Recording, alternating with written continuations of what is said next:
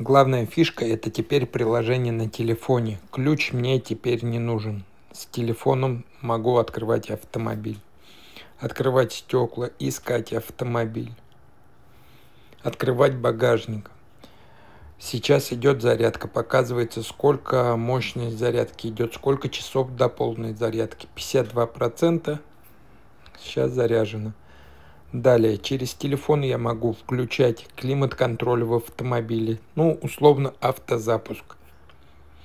Выбирать ароматизатор в салоне, морозная свежесть или духи, или весенняя свежесть.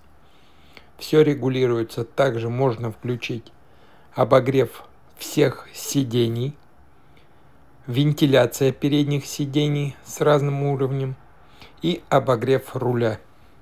Все очень удобно и понятно. Да, приложение, к сожалению, не на русском. Но все очень хорошо понятно.